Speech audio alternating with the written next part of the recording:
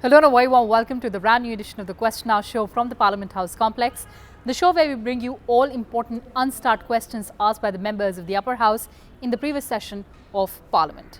I'm Kriti Mishra and joining me is my colleague Rajat Kain. Well, thanks Kriti and thanks to your viewers for watching this edition of Question Hour. Now, it's a show which we have formatted to get you questions asked by the members in the upper house and replies given by the ministries and the departments. Well, Rajat, Question Hour is a very important tool in India's parliamentary democracy because it gives an opportunity to the members of both houses of parliament, Rajya Sabha and Lok Sabha, to seek answers from the government, to elicit replies and also hold them accountable. There are different types of questions, the start questions, the unstart questions and also the short notice ones. Well, start questions are the ones where answers are given on the floor of the house by the minister, whereas the unstart questions, now these are the questions are the ones where written replies are given by the minister and they are deemed to be considered laid on the floor of the house at the end of the proceedings. Question hour will get you details of all the unstart questions asked by the members and the replies, written replies given by the ministries. But Rajat, what's the procedure for selection of these questions? Let's tell our viewers. A member submits his or her questions at least 15 days before the office of Rajya Sabha chairman. The Rajya Sabha Secretariat chooses the questions to be answered through a draw of ballots. Separate ballots are held for start and unstart questions. The questions are scrutinized for admissibility under the current rules and precedents. Advance copies of chosen questions are sent to ministry or departments concerned.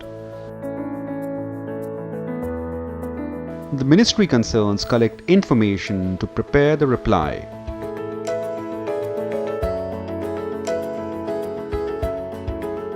The minister concerned reply to start questions on the floor of the house and provides written answers to unstart questions.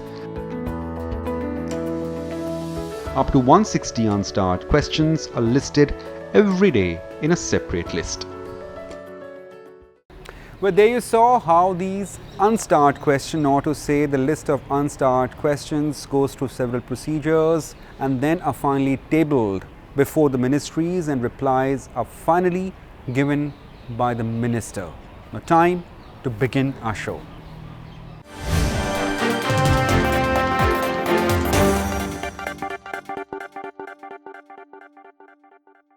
Well, this question was asked by member Sambhaji Chhatrapati from Ministry of Defence. The question pertains to the ordnance factories. Now, the member has asked that how Ordnance Factory Board is dealing with the issue of modernization of the ordnance factories for the development of these factories in tune with the modern times and providing best equipments to our armed forces. And also, what is a plan in store to modernize these ordnance factories? And this response has been given by MOS Defence, Mr. Shripad Yeso Naik. And responding to this query, he says that to develop and to focus on in-house activities, the Ordnance Factory Board or OFB has developed Ordnance Development Centres in all the ordnance factories. These centres have been mandated for a dedicated technological area related to the activities, core technology and infrastructure available in the parent production units. Further, OFB has also entered into MOU with BEL, BEML and CSIR for facilitating collaboration in research and development. Technical research assistance from premier research institutes, academia, labs such as IITs, IISCs, NITs, CIPET is also solicited by a way of contract for acquisition of research services for developing futuristic products. The actions initiated by OFB to boost in-house R&D activities have resulted in development of 123 items so far. Out of these, 67 items in-house research in OFB, 26 items based on DRDO technology and 31 items by indigenization of foreign TOT. Also, about 25% value of issue of OFB products is based on the house R&D. Modernization of ordnance factories has been the prime focus of the Government of India, and the process is going on continuously by preparing 5-year comprehensive modernization plan. OFB modernization program is primarily focused on introduction of state-of-the-art machine and manufacture quality product at par global standards with cost effectiveness, taking into account the current and long-term future requirements of esteemed customers. The modernization is planned under two major categories: renewal and replacement, which is for replacement or reconditioning of outlived plant and machinery to sustain the original capacity, and also new capital, which is for acquisition of modern technology on manufacturing process for capacity augmentation of existing product mix or creation of capacity for new product. Now, these new products could be battlefield tanks, arms, ammunition, or even rockets. And now let's move on to the next question asked by two members, Member Amee Yagnik and Member Vijaypal Singh Tomar. And this question pertains to the Ministry of Heavy Industry and Public Enterprises. And the members have sought to know from the government whether it is promoting the use of EVs or electric vehicles in the country, and whether the government has asked the auto manufacturing industries to produce EV domestically. Well, the reply to this query was given by the Minister of Heavy Industries, Prakash Javadekar, and the Minister said that the heavy industries is administering faster adoption and manufacturing of electric vehicle India scheme, also referred to as FAME scheme. Now, this scheme is for adoption and production of electric and hybrid vehicles. It was first started in April 2015. Ever since then, the scheme has got several extensions in terms of its phase 1, and the last extension was given in last year, that is year 2019. Now, currently phase 2 of FAME India scheme is being implemented for the period of 3 years, that is with effect from 1st of April 2019, with a total budgetary support of rupees 10,000 crore. Now, this phase will mainly focus on supporting electrification of public and shared transportation and aims to support through demand of incentives approximately 7,000 e-buses, 5 lakh e-3-wheelers, 55,000 e-4-wheelers, passenger cars, and 10 lakh e-2-wheelers. Now, with greater emphasis on providing affordable and environmental friendly public transport options for the masses, the scheme will be applicable mainly to vehicles used for public transport or those registered for commercial purpose, that is e-3-wheelers, e-4-wheelers, and e-bus segments.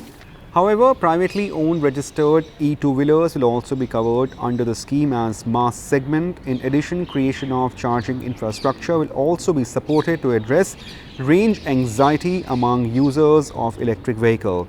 In the first phase, a scheme about 2.8 lakh hybrid and electric vehicles was supported by way of demand incentive amounting to about 359 crore.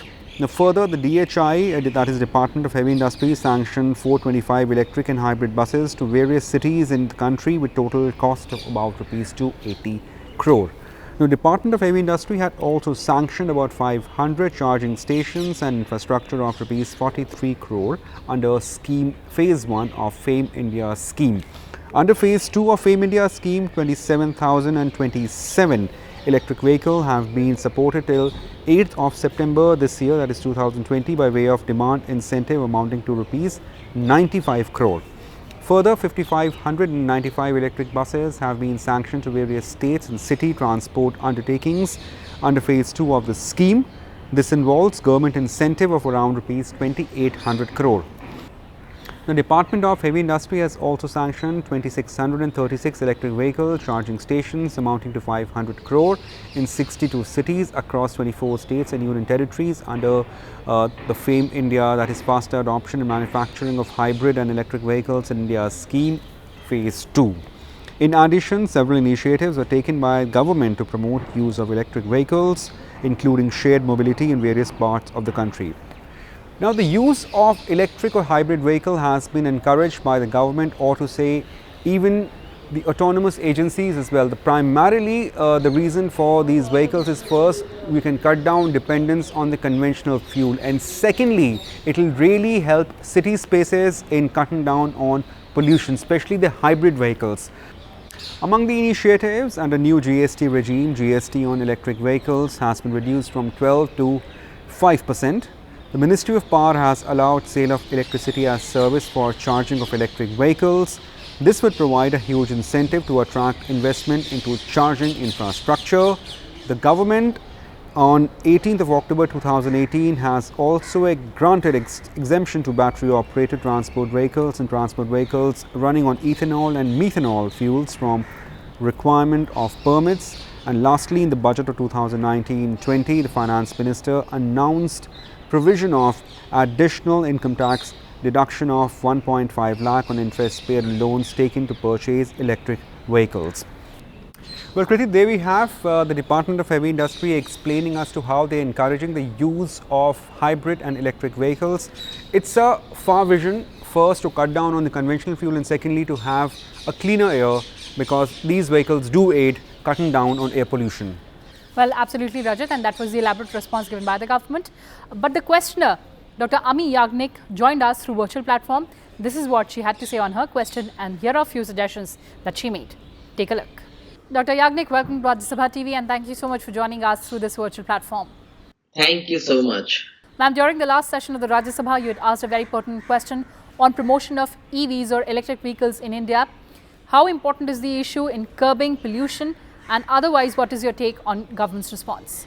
Of course, the minister has said that they are going to concentrate on public and shared transport, but I do not know whether they have equipped the industry who are manufacturing these vehicles or this machinery for these particular vehicles. That is not clear.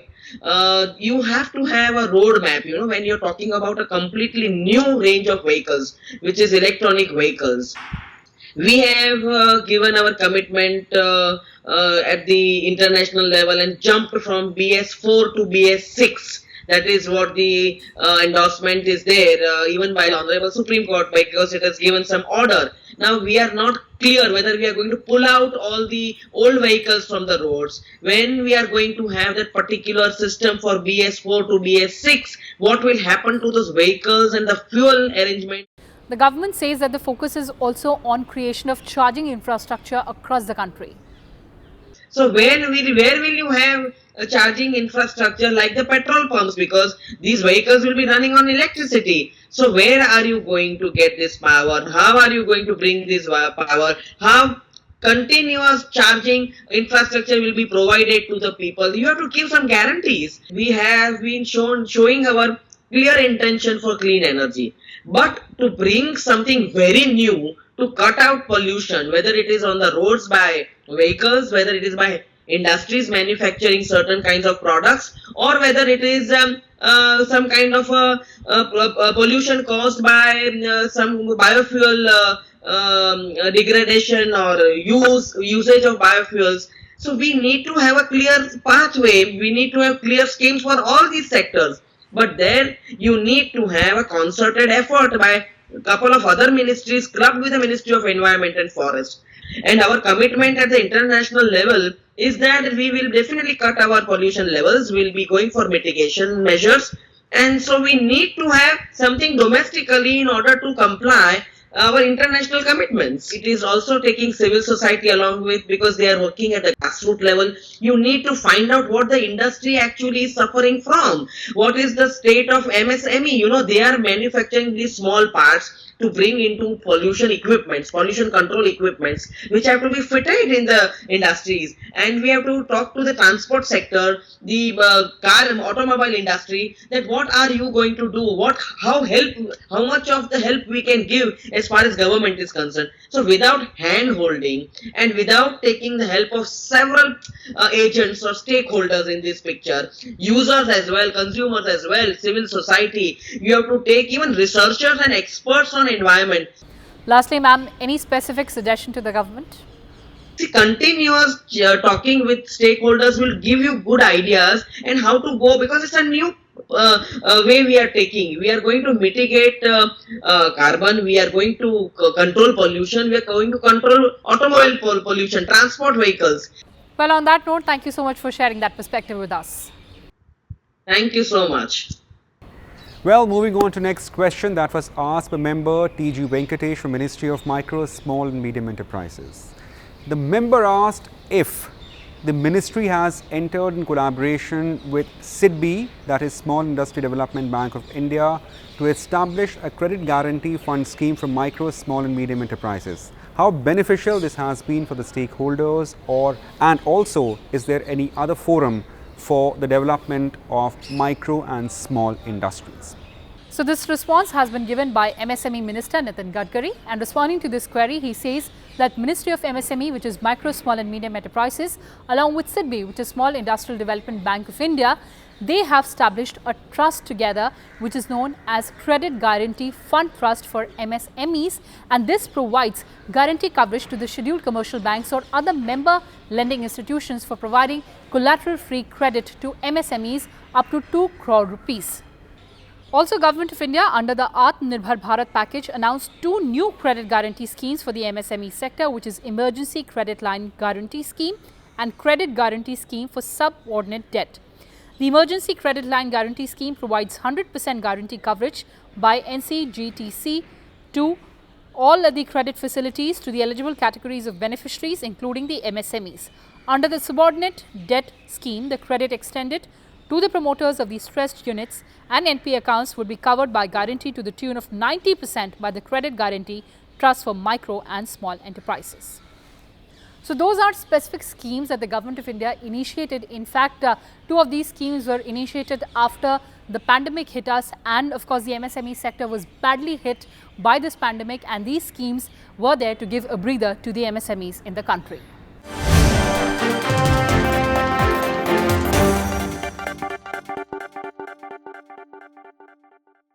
And moving on to the next question asked by member Narendra Gupta to the Ministry of Jal Shakti. And the member has asked whether the Government of India is aware that India is witnessing devastating floods, and whether the government has identified flood-prone areas and the amount allocated by the government for prevention of occurrence of such floods. Well, it's a very important question, and the reply was given by Minister of State for Jal Shakti, Ratnlal Kataria, and the government in the reply also explained the phenomenon of flood as to on which the schemes or action is dependent on. Floods are the natural calamities, and their extents are dependent on several variations. One of them happens to be the extent of rainfall, or for that matter the inconsistency in the levels of the rainfall. Sometimes rains can be higher, sometimes lesser. The capacity of the rivers, the riverbank erosion or the overflowing of rivers, the glacier melt and other geological factors. The flood management schemes are implemented and formulated by the state governments, and the centre or the union government helps these state government or provides them assistance as and when required. Now, the union government supplements effort of the state by providing technical guidance and promotional financial assistance for management of floods in critical areas. Now, Rashtriya Bar Ayog, that is RBA, estimated total area liable to floods in the country as 40 million hectare, considering maximum area affected by flood in any year during 1953 to 2010. Working Group report on flood management and region-specific issues for 12th plan reported the area liable for flood in the country as 49.815 million hectare. The Government of India launched flood management program during 11th plan for providing financial assistance to state governments for taking up work related to river management, flood control, anti-erosion, drainage development, flood proofing works, restoration of damage, flood management works and anti-sea erosion works, which was continued during 12th plan and further extended up to March 2021. Well, the next question was asked by member Jyotiraditya Scindia from Ministry of Coal, and member asked about the details of whether the government has allowed coal gasification of coal, and also details of the revenue sharing mechanism, and lastly if there are any steps taken by the government to reduce dependence on the import of coal from other countries. So the government has given a detailed reply on how it plans to reduce the dependence on imports of coal, and also how it is promoting the gasification of coal. So this response has been given by Minister of Coal Prahlad Joshi. And in the response, the government says that as per the methodology for auction of coal mines for sale of coal on revenue sharing basis dated 28th of May 2020, coal can be utilized for coal gasification, and incentives for coal gasification have also been provided in the aforesaid methodology for all future action of coal blocks in the country. As per this methodology, if the successful bidder consumes the coal produced either in its own plants or plant of its holding, subsidiary, affiliate, associate for coal gasification or sells the coal for coal gasification process, a rebate of 20% on the percentage revenue share quoted by the successful bidder will be allowed on the total quantity of coal consumed or sold or both for gasification on an yearly basis subject to the conditions. Now, these conditions include at least 10% of scheduled coal production as per approved mining plan for that year shall be consumed or sold for gasification. The coal controller's certification would be required for the quantity of coal consumed or sold or both for gasification. The government also talks about the steps that it has taken to minimize imports from other countries. Now, these include constitution of an inter-ministerial committee by Ministry of Coal for the purpose of coal import substitution. The IMC is in a continuous engagement with the member ministries to suggest ways and means to reduce the import of coal. Development of an import data system by Ministry of Coal to enable the ministry to track imports of coal, and an online portal by Coal India Limited to register the requests of coal consumers willing for import substitution of coal, and administrative ministries holding one-to-one meeting with coal consumers to resolve the issue faced by consumers. Ministry of Power has conducted 3 meetings with the power producers and Ministry of Steel, Department of Promotion of Industry and Internal Trade and Ministry of Micro, Small and Medium Enterprises. And they have also conducted 1 meeting each with the coal consumers. And the next question has been asked by member Rajiv Satav, and this question is to the Ministry of Youth Affairs and Sports. And the member has asked the government about the steps that it has taken to train our athletes for the upcoming Olympics. Well, India for long has been working to improve the performance and the results of the athletes in several competitions at the international sphere. Now, although our athletes have been noticed for the performance, they've been winning medals, but still we are working in terms of sports infrastructure so as to have a better result, especially in the Olympics. In the reply, the government says the preparation for Olympic Games is an ongoing process and participation in Olympics is through qualification, and India sent its largest contingent ever for participation in Olympics 2016. Now, India returned with 2 medals, that is PV Sandhu won silver for badminton and Sakshi Malik won bronze for wrestling. India won 4 medals, that is 2 gold, 1 silver and 1 bronze in Paralympic of 2016, which is its best ever performance in the Paralympics.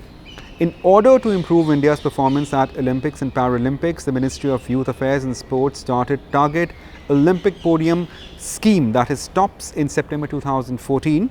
This was revamped in April 2018 to have a technical support team for managing the TOPS athletes and providing holistic support. The scheme is fully functional and has been extending all requisite support to probable athletes identified for the Tokyo 2021 and Paris 2024 and Los Angeles 2024 Olympic Games and Paralympic Games, including foreign trading, international competition, equipment and coaching camp, besides monthly stipend of 50,000 for each athlete.